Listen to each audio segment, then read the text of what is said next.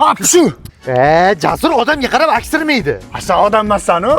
Jiddiy aytaman, men o'rtog'iyman. Begona oldida qilsang befarosatligingni bildirib qo'yasan. Aql qismay, Konfutsiy. Barak. Farosatingga tuya tepku, musulchilikka tasha. Ana supuruvchilar tozalab oladi. O'z sandaqalarida ko'cha axlat bo'lib ketyapti, Jasur. Yura, Musir. Farosatini udalt qilib yuborganmi bu? Jasur, kecha telefon qilgan ekansan. Ha, prosta qildim. Mol, kechasi 1 da qilgansan. Men senga o'xshab bo'yda olmasman, bunaqa payt uxlayman. Uni buni qo'y, uzoqqa tuprarga miniysanmi? Bashole. Ha, ochil bach qilaysan.